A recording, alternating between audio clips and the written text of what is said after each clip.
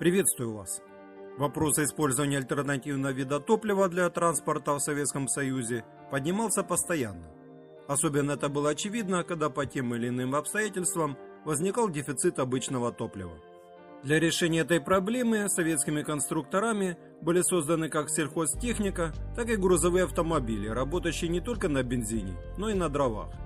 А во времена стремительного развития троллейбусных сетей стал актуален вопрос об использовании их для питания разной грузовой техники, задействованных в различных видах грузоперевозок. Так и появилась в стенах Института УКРНИИ проект идея выпустить на советские дороги грузовик, который должен был бы питаться от обычных троллейбусных электролиний. Тем более советские инженеры знали, что подобная техника производилась и использовалась и в других странах. Данный вид гибридных автомобилей имел свои преимущества. Там, где были проведены троллейбусные линии, в ход шли электромоторы, двигающие грузовик, что позволяло экономить драгоценное топливо. А если их нет, задействован был двигатель внутреннего сгорания. За основу, на которой в 1961 году создали будущий опытный дизель-электровоз, был взят серийный КРАС-219, который получил новый индекс ДТУ-10, обозначающий, что это дизель-электровоз универсальный, грузоподъемностью 10 тонн.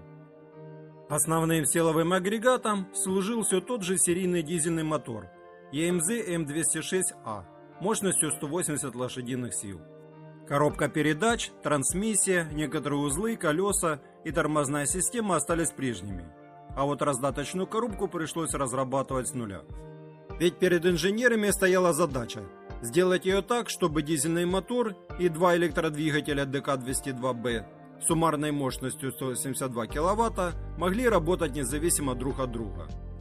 В раздаточную коробку установили дополнительную шестерню, обеспечивающую передачу крутящего момента от электродвигателей на ведущие мосты. Соединение двух электродвигателей, а также первого электродвигателя с раздаткой осуществлялось карданными валами с установкой промежуточного опорного подшипника между двумя электродвигателями.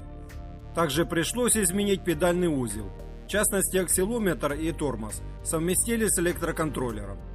Под кузовом разместили электрооборудование, взятое от троллейбуса МТБ-82.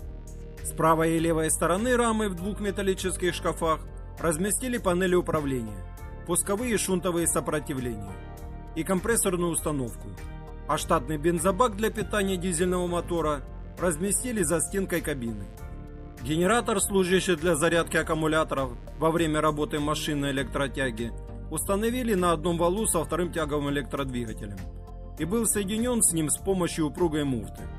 Для того, чтобы установить на крыше две штанги токоприемников, саму кабину усилили, установив внутри жесткий каркас. Грузовая платформа осталась прежней. К троллейбусным проводам ДТУ-10 подъезжал на собственном дизеле, а дальше двигался как обычный троллейбус. Будущие испытания необычного грузовика решили проводить на самом длинном троллейбусном маршруте Симферополь-Ялта. В ходе этих испытаний, хоть они и прошли успешно, стало ясно, что большого экономического эффекта, которого от этого грузовика ожидали, не приходится. И сам он был невелик.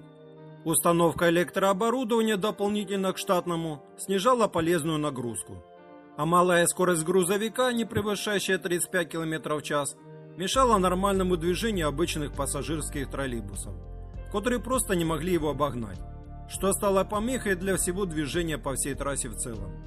И в 1962 году, по итогам государственных испытаний, было принято решение ДТУ-10 в серию не запускать, а единственный опытный троллейбус передать для дальнейшей работы в Симферопольское троллейбусное ремонтное управление, где он и пробыл до конца 1960-х годов, пока не был переоборудован обратно в обычный грузовик. А если мой ролик вам понравился и был полезен, не забываем ставить лайк под этим видео. Также приветствуются ваши комментарии. Желаю вам всего хорошего, до новых встреч!